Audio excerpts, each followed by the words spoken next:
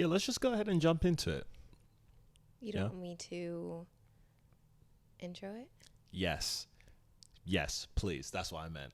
Let's get into it. You don't want to talk like we normally do, essentially is what you're saying. What I'm saying is, start it off, baby. Do what you do best. I was waiting for you to say, start it off, start it off, start it off.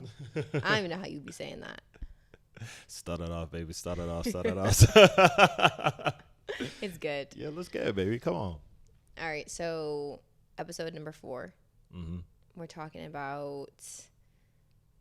In fact, do it towards the camera. Oh, Yeah, I thought yeah. I was talking to you. No. I feel like we should do like an intro. We should have like a proper intro. We're just trying to figure out what feels right at this point. So bear with us as we determine what our modes of operation will be. Mm-hmm. Yeah? Welcome back to the Synced Up podcast. This is your host, Kalia Edwards, with Mr.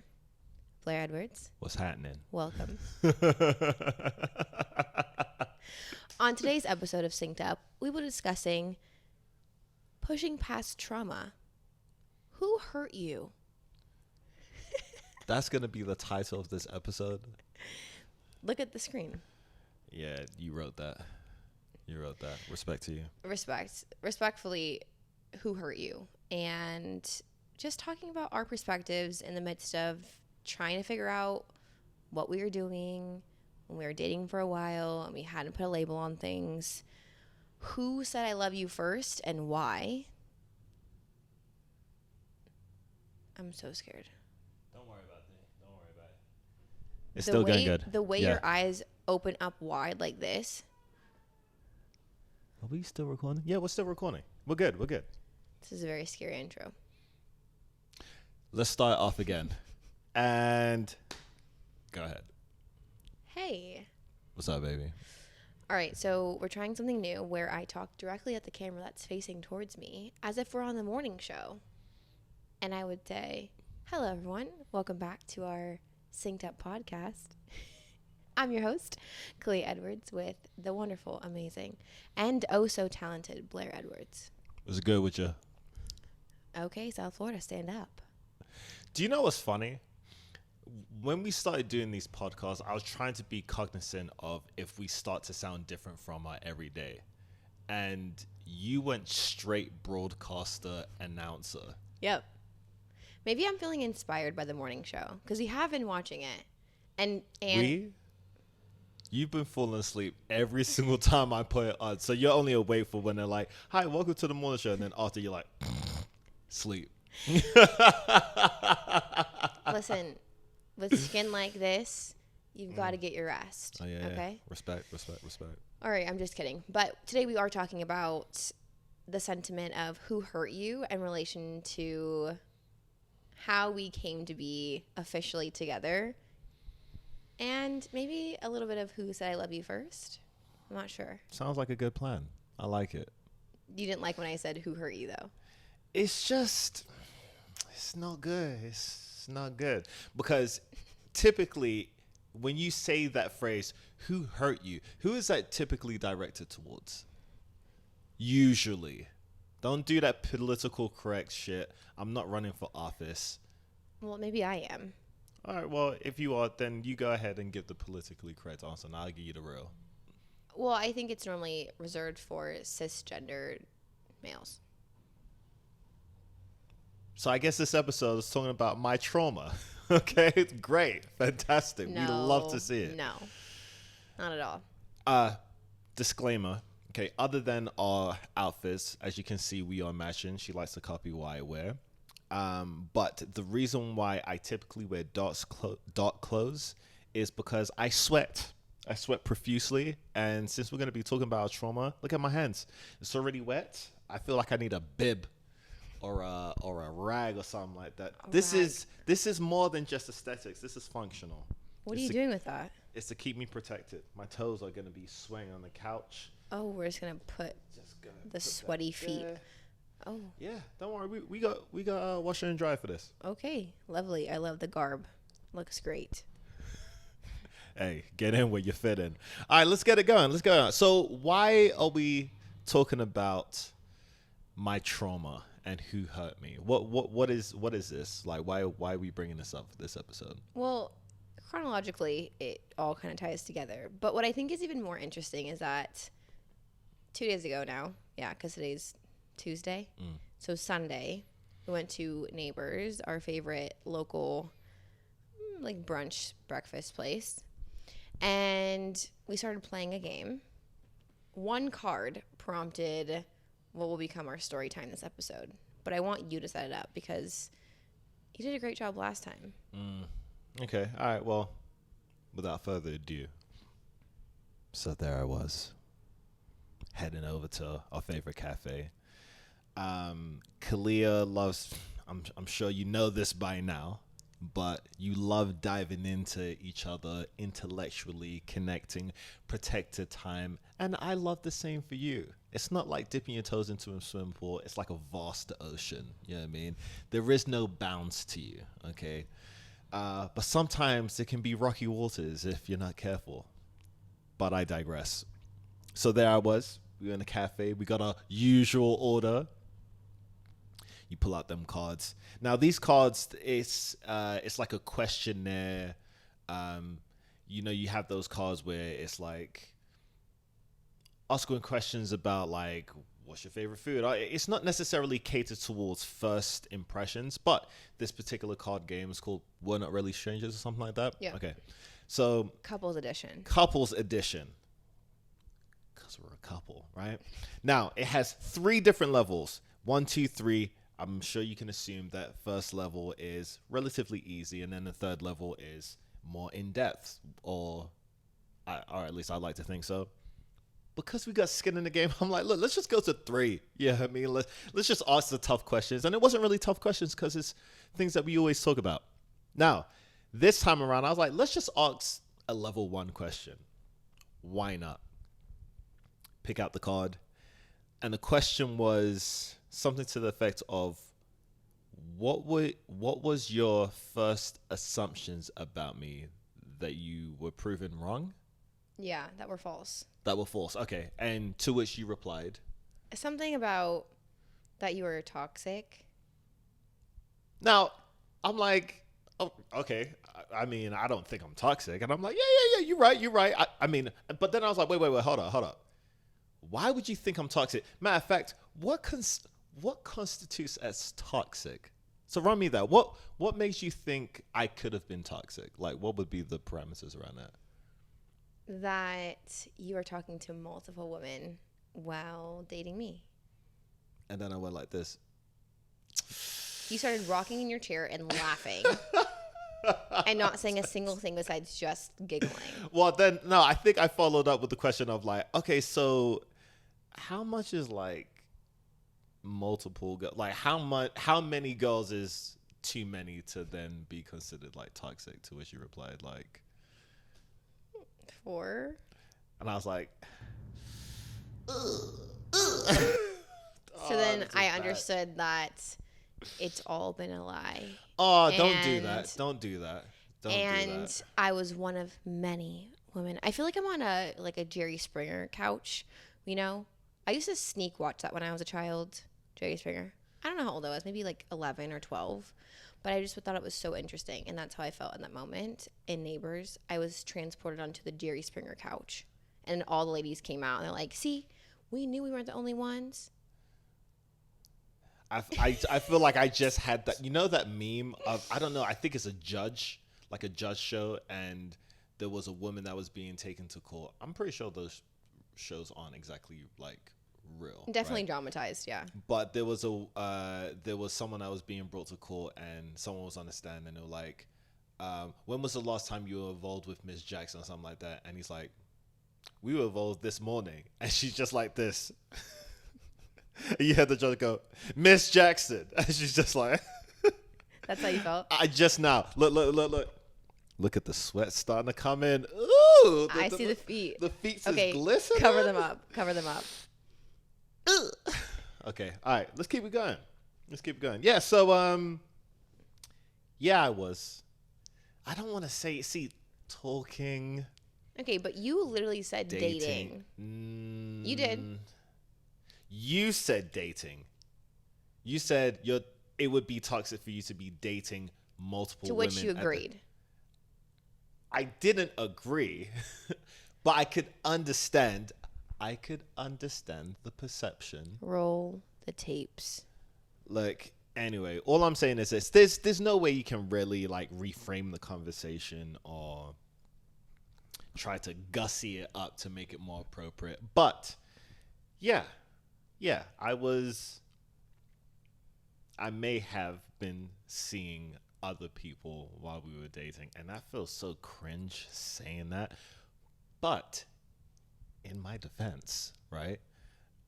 It was to what I was alluding to on the last episode in terms of long distance relationships and trying something new that I not falling into the same trappings of before when it comes to dating people. I.e., if you haven't watched the last episode, go ahead and watch the last episode, but we'll do a quick little recap, okay? But what I said was, I wasn't sure that going into the relationships like I used to before would be productive. I.e., when I'm meeting someone new, I'm like, okay, all my eggs in one basket. I'm ready to hatch these chicklins, okay? Like, I'm meeting you, mother of my children, we're going to get married, all that kind of stuff.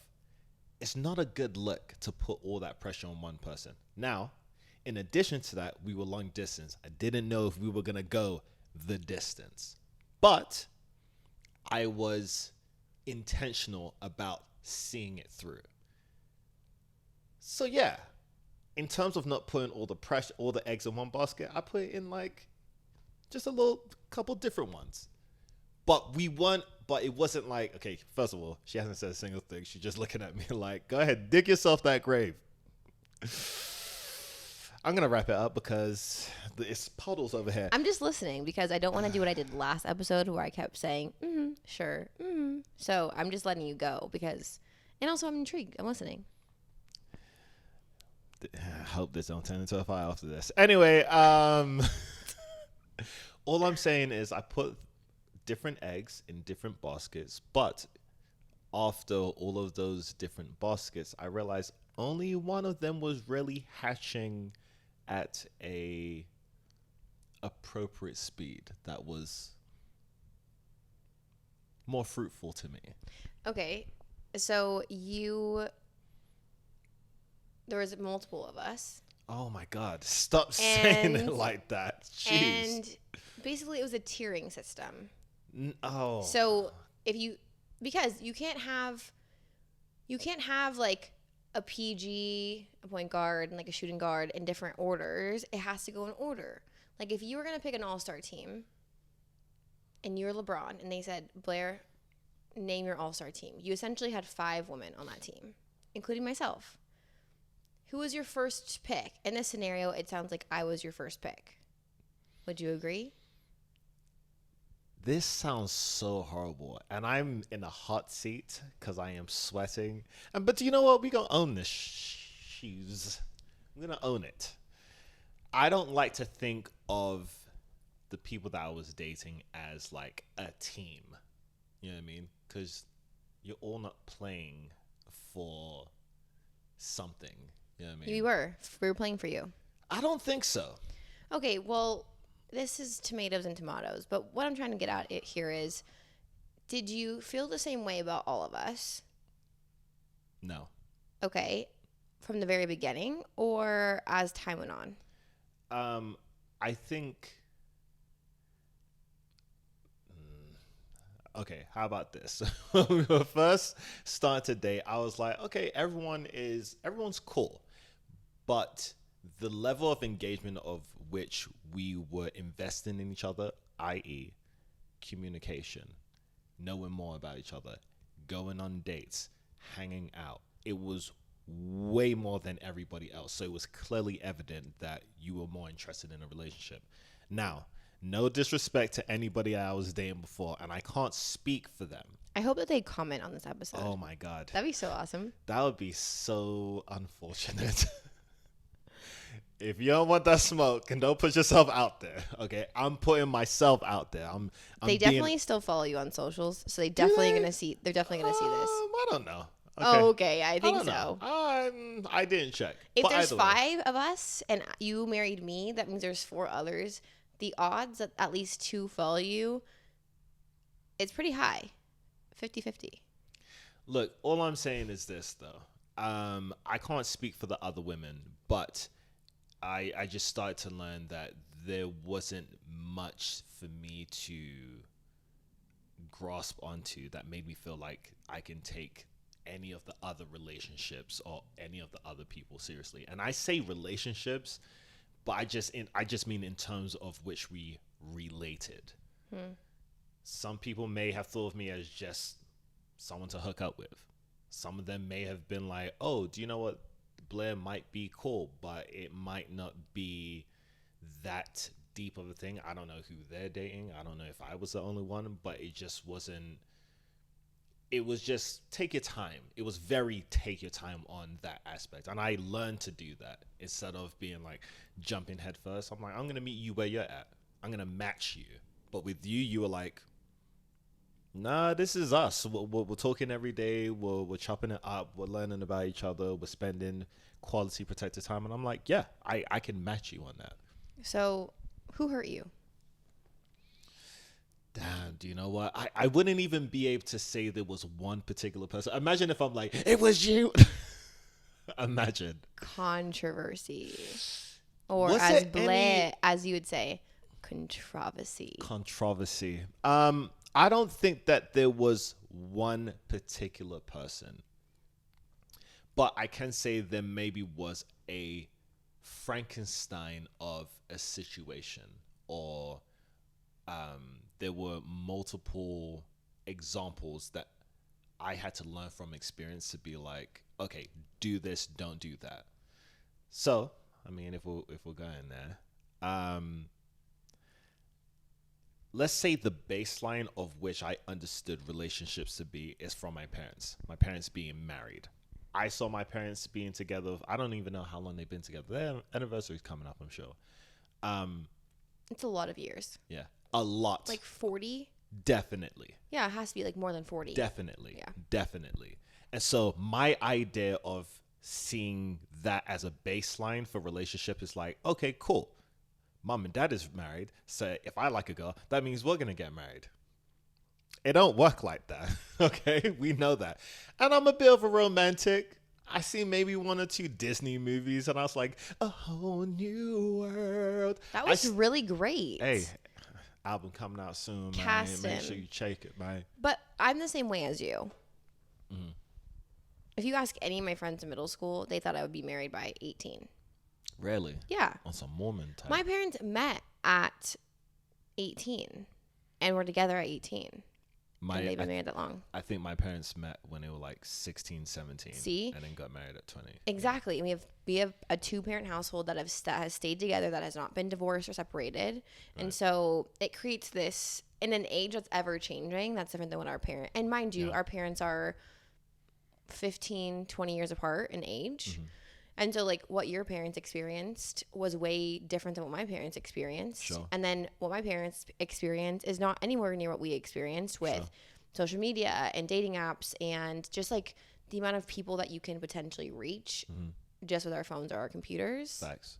Or with the access that we had, you coming to Vegas, me moving to go to college. Like, those are things our parents didn't have a chance to do. Yeah. So it's just completely different landscape. Yeah. You know?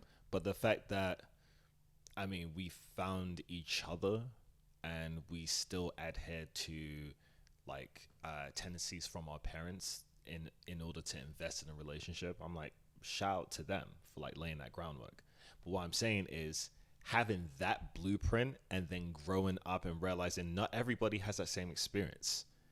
It kind of made me go like, I really putting out my heart out there and then being, I don't want to say let down, but I put some kind of expectation on the rest of the world or the women that I would get involved with. And when I realized it wasn't being reciprocated, it just started to chip a little bit away at that heart until I eventually turned into the Grinch. No, I'm just kidding. I don't think I was toxic. I think I was just adhering to the landscape to survive. Well, I think did a complete 180 of what you had been doing in previous relationships. And so instead of saying, hey, I just met you and I really like you and I'm going to marry you tomorrow, it was the exact opposite of, okay, I'm going to not show my cards at all and choose to play the field a bit. Well, I mean, that's what you do when you live in Vegas for 10 plus years. If I don't gamble, but love is the biggest gamble you could do. You got to keep those cards close to your chest. You know what I mean? Because there'll be some jokers out there. Oh. That was, okay, you hurt me, right? Yeah. Yeah. But no, what I'm saying is I thought that was the most, okay, at the time, there is no rule or handbook when it comes to how you're supposed to make things happen, especially when you're trying to make the rules yourself. You know what I mean? I have an extensive book collection. Couple of those books have been from the self-help section. Sure, some of them may have alluded to relationships, but at the same time, a map wouldn't really tell you the terrain. You know what I mean? And it's a lot of analogies. I love a good analogy. But what I'm saying, though, is I was just trying to make up the rules as I went along. But I knew I wasn't... Can I curse on this podcast? Yes. I didn't think I was a fuckboy. I really didn't think I was a fuckboy. No, I think you I weren't. had as best intentions as possible. You had some tendencies. I had some fuckboy tendencies, sure. But again, we didn't have the conversation, so you didn't do anything wrong. What would have been the conversation? What would that have looked like? Between you and I? Yeah. Something to the effect of, hey, I really like you. We've been spending a lot of time together. I'm investing a lot of money to travel and effort and care. And I just want to be on the same page with what we're doing. Are we dating exclusively? Are we dating other people? If we're dating, are we just going on dates? Are we kissing? Are we having sex? Where are we at? Okay. At what point do you think it's appropriate to have that conversation? In general? In relationships, yeah. Sure. Okay. General, yes. But then for our circumstance, what do you think? I think in general, I would give it a 2 to 3 month rule. If you're spending time with someone consistently, often, especially if you're long distance, I think 2 months long distance, 3 months if you're close in proximity. Is that a hot take? I don't know. I think, can't speak for anybody out there. I won't do that. I will never think of doing that. But some people are like, you need to have that conversation on day one. No, I mean, I think it depends on how old you are also. Because I think that women who are at a certain stage in their life where their biological clock is ticking a little bit faster than those that aren't, need to have the conversation up front, because it's a matter of timing. If I'm 35 and I'm looking for somebody to marry and I want to have children, at that point I'm considered a geriatric pregnancy. It's already risk involved. Okay. And so if I'm just going to play the field and wait around for someone to tell me that they want to be with me, but I don't have the conversation in the very beginning, I'm just not setting myself up for a success in finding somebody quick. Sure. If you're in your 20s and there's no rush for you to get married based on a biological clock ticking, or because you're still living your life and having a great time and early in your career, so on and so forth, it's what's the rush to have the conversation and to put pressure on the relationship if you don't necessarily want that right away? I get that. And I think that's what, now, some people would argue you don't have to be married in order to have kids. True. Yeah, you can do whatever you want. My parents weren't married when they had me. Were Right. your parents married when they had Raymond? No. See? Our parents, unconventional and still together. Look at that. Put the carriage before the horse. Isn't that what they say? Horse before the carriage? No. Some of them things. One or Carriage two before the doesn't. horse. Yeah. I don't know. Something like that. Well, either way, I didn't have a biological clock. I wasn't in a rush to get married. But I also was aware that I can't just dump, yo, I'm trying to lock you down date. Sure, maybe I could have done it month 2, month 3, maybe. For 5 or 6. But when did we actually have that kind of conversation roundabout alluded to? When I asked you what we were doing. Yeah. Because you did ask me what we were doing. I got more stern with the conversation during Art Basel. So early December. Okay. Which would have been May, June, July, August, September, October, November, December. 8 months. Into us dating. Right. Now, something that we've learned, right? You assumed that I wasn't talking to anybody. Correct. So subsequently, what decisions did you make based off of that mindset? Well, I didn't make a decision off of that mindset. Okay. I wasn't like, okay, he's not talking to anyone else, so I'm not going to talk to anybody else. Because I don't operate my life on what other people are doing or not doing. Okay.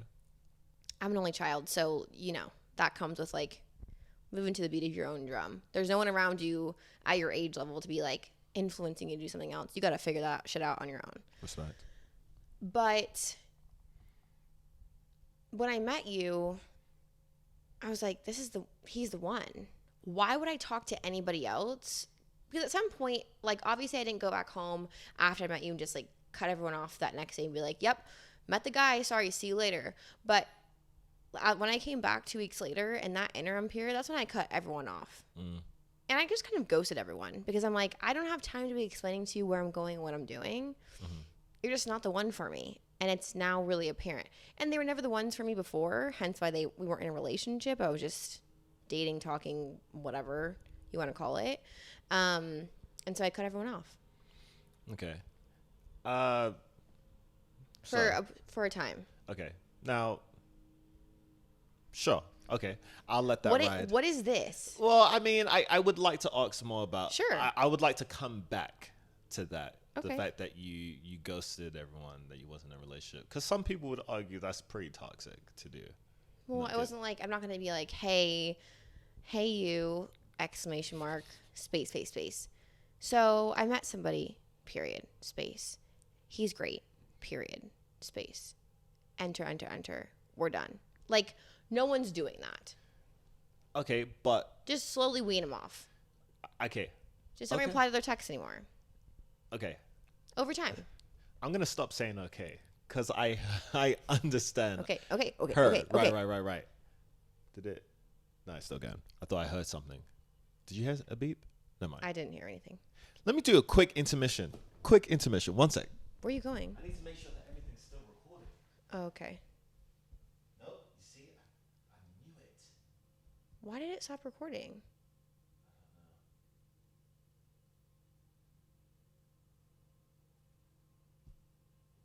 That's recording now.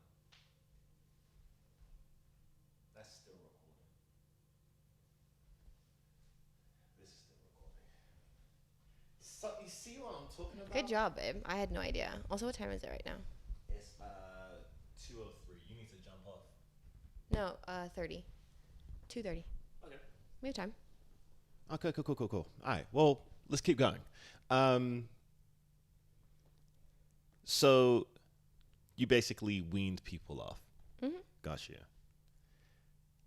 I assumed you were talking to everyone still. And when I say everyone, I'm not saying you're out in these streets.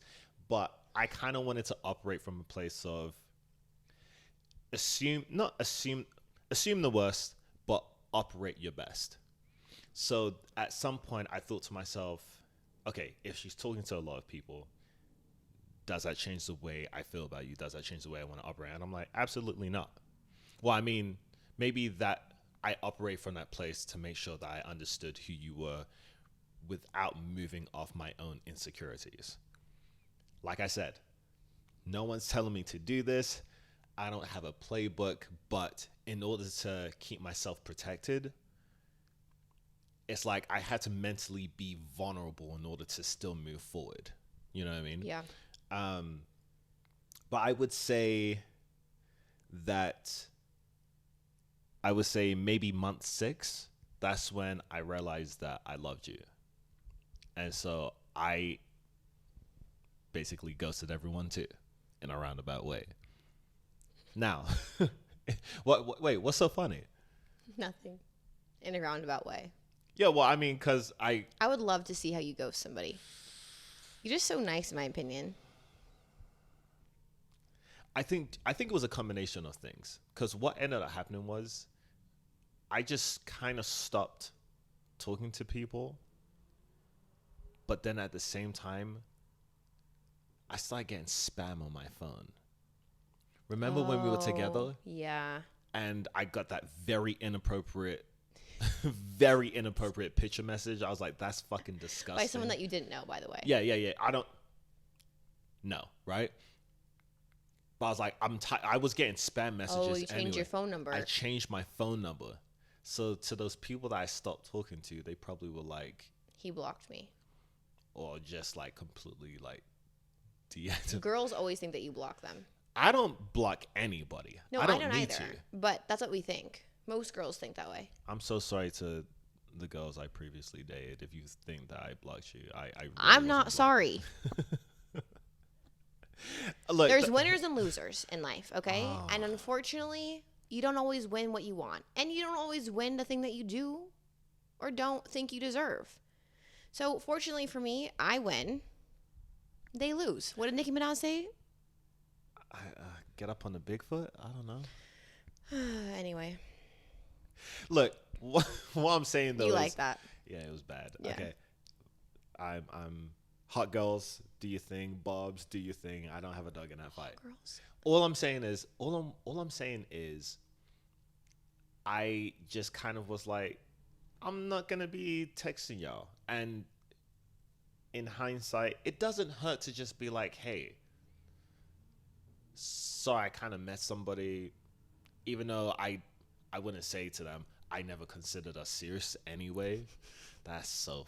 It's a cold world. Well, it's because you kind of alluded to, like, I'm not going to text you, and, you know, because we're not even dating. We're not even serious. Yeah, I'm not. Oh. I don't think it's necessary. But also, you know, to each their own. Yeah. I operate in a certain way. I'm more Drake with it. I would say you might be more...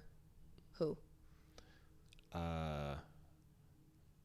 More J. Cole, emotionally. Yeah. To respectfully bow out. Right now, I'm Drake in his diss tracks. I'm like, you all can get it, and I don't really care. Well, either way, I just, at that time, I was like, I don't know how to navigate those conversations. In hindsight, would I have had those conversations? I guess I would have, just so I can comically be like, look, it's nothing against you. I'm just moving in a more serious direction with someone that I love, you know. That's very sweet. Well, yeah. To you, probably to them, they're like, yo, go fuck yourself. Or they might be like, thank God. I don't give a damn. Go ahead, do your thing. Yeah. You know? But yeah, so that was that. Traversing that. Look, we're still kind of doing okay. A little bit of sweat. Just a little bit. You look great. How are your feet doing? Yeah, feet are still puddles, but they're not cold. I don't get cold feet. I love how you're just wrapping up your feet and wiping them down. This blanket's going in the wash right after this. I did take a shower before this. God. You did. All right, let's keep it going though. So when I realized that I loved you, I was like, okay, I ethically, in my code of ethics. And that was on your birthday, let's not forget, Yeah. while the other women were at the party, and so was I. Not all of them. How many of them were there, actually? Like 2. I think 2 So of there's them. 3 total ladies, including myself.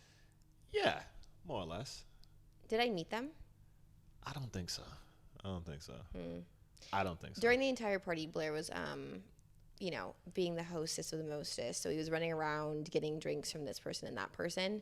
And I didn't know anybody at this party because at this point I had been a sneaky link. So we had been together since April. I'm counting us being together. I don't care if he was sister wiving me during this time period, but we were together. So just egregious. When I think it's funny. When we got to the party, I didn't know anyone. Didn't even know your friends, really. And so he had me out there on an island and didn't even tell me that these ladies were there. Just so shocking. But I wish I could have met them, honestly. No, you don't. Why? I would love to have met them. What do you think meeting them would have done for you? I'm always intrigued of what your type is, because I am definitely not your type. I don't got no type. Nah. Bad bitches. What is this? I don't know. I think I see like someone go like, Oh. no. It's just a little jig. Okay. Anywho. Rhythm. No, but yeah, there's no reason to meet anybody. Yeah, I want to see your type. Because the thing I about don't you have is a that type. you don't ever share with me. I only know a couple people that you've made out with in the past or have done things with. And I know what they look like, but they're all very different. And so I'm just curious if during that time period there was a theme. Anybody that liked me, I liked them. Okay. That was back in 2014. Yeah, good times, good times. Look, all I'm saying is this. Didn't matter, okay? And yes, while they were at the party, I was like, look, I'm not really going to engage. But I realized as I was looking around through my drunken state, the most soberest thought is every single time I looked at you, I felt a sense of like pride and love and self-acceptance. I was like, yo, I can't be out here no more. The game is done. Wrap it up. Everyone, I think at that time I literally told everyone, y'all gotta wrap it up, y'all gotta go. And we were inside the sugar shack. Okay, anywho. So moving past, that's when I cut everyone off. What happened? I was thinking at the time. Yeah. And that's when I cut everyone off. Now, Okay, so in September, just for everyone to understand, we met in April, May, June, July, August, September 21st, 2021. okay. All right, yeah. So it took a couple months for me to trust in my feelings and be like, yo, I actually love you. I think now I can be like, yo, we're done past the dating phase. We can actually be more intentional with dating. Except that we never had that conversation. We didn't have to have that conversation because I didn't want to put any parameters on you. I wanted you to be exactly as you are. So I was like, let's just move forward. Now, this is the tricky thing. So you said in December, that's when you're like, okay, so what are we doing? Yes. And what was... That was early December. Early December. And what was my reaction to that question? Like, what are we doing? Just not great. How so? Well, when you got back from Miami, there was some tumultuous times that were experienced there. Mm-hmm. And so when you got back, you're kind of like, well, not really sure. I don't know that I'm ready for a relationship because every time I put a label on something in the past, it like ruins it. And so kind of like playing in the gray area. Yeah. Yeah. Which I was like, okay, dude, but it's been 6 months. At this point, actually, more than that. Yeah. Like 9 months. We could have had a whole baby together. So at that point, I was like, listen, you either know or you don't know. We are traveling back and forth, spending a lot of time and investing a lot of energy and emotional intelligence and emotional whatever other things you can invest in a relationship, which I enjoyed every moment of. But I also needed to know if I should keep my options shut down and focus on you because you were feeling the same way, or if I should reopen the draft. And so what did you decide to do? Well, I just knew that I could continue to coach you through it. So I kept a pause on free agency. All this basketball talk is going over your head, I'm sure. But essentially what I'm saying is I chose to not engage with anyone else besides you because I knew that eventually you'd come around. And that's another hot take. I think other people might have been like, oh, you're not sure? Bye. Yeah, 100%. But when you know, you know. Sure. I think at that time when you had that conversation of like, what are we doing? And I was like, hey, I'm going to be honest with you. I don't feel comfortable quite yet to like put a label on this. And I realized in that moment of honesty, damn, she could definitely dip. And I have to be okay with that because I don't want to waste anybody's time. And I didn't want to say, hey, you should stick around with me. You thought it was over after that conversation. I thought it was over. I remember that now. But I remember that once I was like, hey, I just don't feel comfortable being in a relationship, you said to me, all right, well, I'm still be here tomorrow. I'm like, What? Which made me like, in one way, it kind of was like, you can have your cake and eat it too. But I'm like, wait, you're giving me the space to work through my vulnerability, like how I feel uncomfortable. I was like, no, that's how I knew. I knew a couple months back, but right then and there, it's you. And I was so appreciative. Now, did I say, okay, well, let's just lock this down? I was like, no, I'm gonna test that theory. If you really fought with a real one. So that's what I did. And then a few weeks later, you did the ultimate betrayal. The ultimate betrayal. I'm kidding. I did? Nah, you didn't. What happened, though, is to give some context, and I'm keeping an eye on time because I'm like, we might have to wrap this up a little bit. Yeah, we're fine, I think. So I was like, I'm vulnerable. I'm open. She said, I'm going to give you the space to do that. I said, cool. Then she mentions to me that she has a friend that she ran into. And I was like, no, that I hung out with. what you did originally first. And That was back in May that I told you that. Oh, really? Okay, so this is how I knew. All right. Back in May, she was like, randomly, she's like, oh, yeah, I seen a friend of mine outside. I haven't seen him in a long time. And I was like, a friend? Now, I speak a little bit of Womanese, okay? And what that means is if you have a friend, that means that there's history with that person. And I acted like nothing happened. I was like, okay, cool. Act like I didn't know nothing. Fast forward to after realizing that we are vulnerable and I'm like even more wide open, she expresses to me, oh yeah, so I hung up, remember that friend that I told you about? I'm like, uh-huh. She's like, yeah, I went to go hang out with them and da-da-da. I'm not going to say what they were talking about or anything like that. But all I could hear is this. You've become so vulnerable and there's someone around the corner that is going to undermine everything and take your love away from me. I was like, you know what? I'm finished. I'm done. I was hurt. I was disheveled, flabbergasted. Actually set the scene. She's talking to me on the phone. The blinds are closed. This is around like 8 o'clock at night. I'm like this. Oh, baby, why would my phone on mute? I'm like, I take it off mute. Yeah. Oh, what? That's crazy. Put it back on mute. Yeah, I didn't know at all. But I wanted to share it because it was like I couldn't. In previous relationships, I didn't share. And when I did share, it was weaponized against me in arguments. And so I knew that if you had been so vulnerable with me, I needed to do the same thing. And I've been going to therapy talking about like my value system. And one of the things that we talked about was like being vulnerable, and like intimacy and vulnerability are some things that are really important to me. And so I knew that I had to share.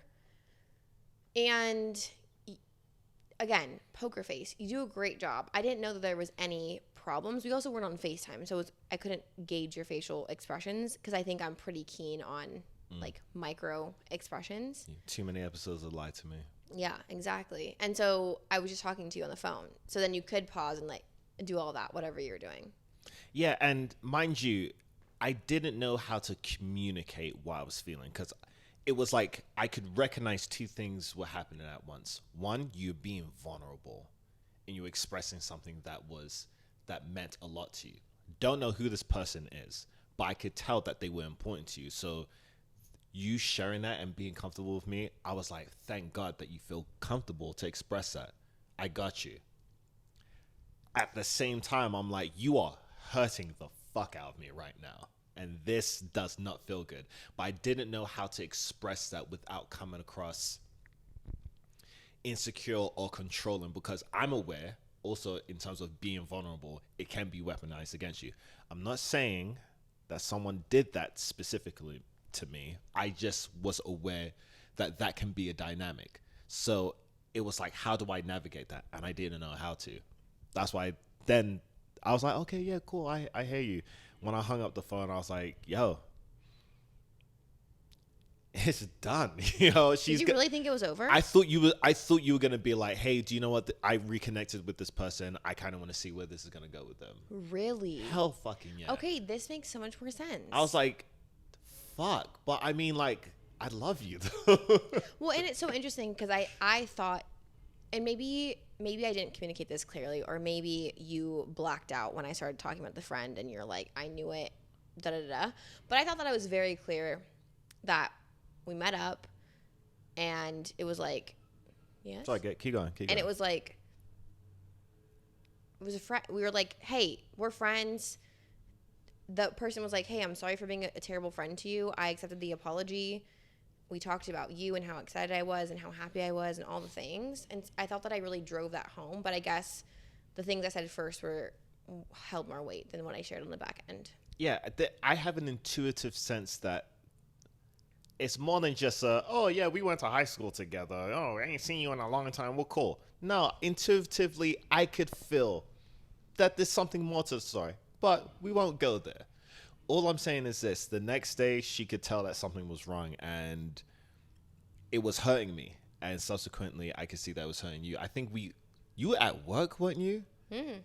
Yeah. And I started to see you start to shed tears. I was like, wait. Stop. I can't hurt you like this. And I'm not meaning to hurt you, but I'm just in a very vulnerable place. And I didn't know how to communicate that. But what I was really happy about from that conversation is that we could both recognize how much we loved each other and like how connected we were. So after we kind of resolved it, then eventually you were like, and mind you, this is all happening in December. Okay, so we have the conversation about what are we doing beginning of December. After Christmas, sometime between like Christmas and my birthday is when he reaches out to me and says, hey, do you want to meet up? I meet up with him, and then my birthday party is like 2 weeks later, maybe. This all happened in a span of like 4 weeks. Right. I said we have a month to get our shit together. But basically, I think you asked me at one point, you were like, so when do you think it's appropriate to say I love you to someone? And I was like, Did that erase your feelings about that it was going to be over? no, once we resolved it, Yeah. I was like, okay, we're good. Okay. Because we're moving in a direction. But then when you wanted to up the ante a little bit and talking about love and stuff, I was like, I needed to test the waters. right. And I think what I think I said to you was like, yeah, I mean, if you feel like comfortable enough to tell someone you love them, like, it doesn't matter what the timeline is, like, you should be open to that. And I'm like, yeah. So, I mean, I have no qualms about telling you that I love you if I felt that way. You know what I mean? You played games. And then she's like, oh, okay, well, I love you too. I'm like, You're like, I didn't say it. I didn't say I love you. But, and the shock on her face when she realized, she was like, I said it without saying it first. I'm like, but I love you too.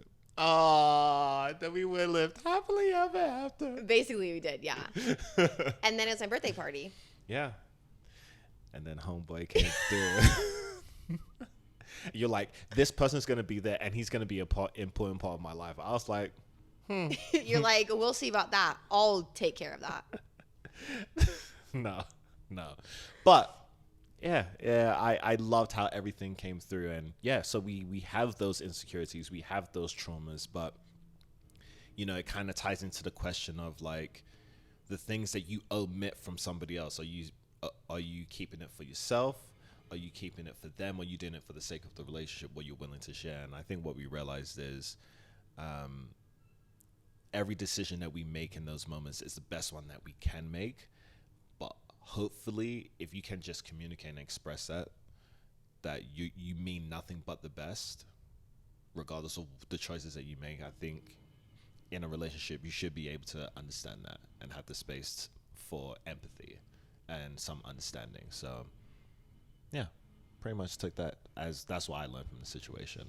Yeah, and I think just assuming positive intent is the best case scenario. I knew that I loved you, and I think you also knew that I loved you as well. And so if we can hold that to be true, even in moments where it feels like uncomfortable or difficult or that we don't know where we're going to end up going, it's like turning towards the person. Yeah. You know, of like, hey, I know this feels difficult or it doesn't feel great, but like we'll figure this out together, and I'm committed to making sure that we assume the best in each other. Right. So for the record, I was toxic, but I had positive intentions. Absolutely positive intentions. You see how I just alley-ooped it for you. Yeah, because right now you was running me ragged a little bit. It's all good. Never that. Okay, well, I think that's the end of the episode.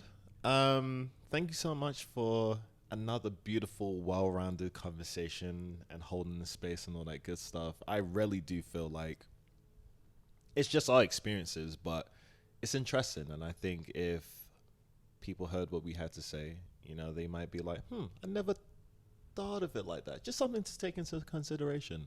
Why not? Thanks for being vulnerable and sharing. Yeah, we'll see. We'll see if I get canceled off this. But do you know what? Maybe the next episode will be even more interesting because I... No, it's not maybe. It is. It's a good one. Yeah. I'm going to be dropping names. Watch out, America. Nah. It's all in, like I said, assume positive intent. I have nothing but the best intentions moving forward. But what I will say is this. We're going to be turning up the heat a little bit. I can't wait. As long as I do it with you. Oh, baby. Oh, we are so adorable. I really love you. I love you more, baby. Drop the handle, baby. All right. Well, I don't even post, so you might want to follow him more. But at Kalia Michaela, that's KHALIAMAKAELA. Shout out to my mother for the numerous vowels in my name. There's lots. Hey. Okay, Hurricane Chris. Right. Hey, baby. Okay, and my name is Blair Edwards. Find me on Instagram, Mr. Blair Edwards, or TikTok, Black British Guy. That is not a joke. That really is my handle. I post wherever I want on there. He posts jokes on there.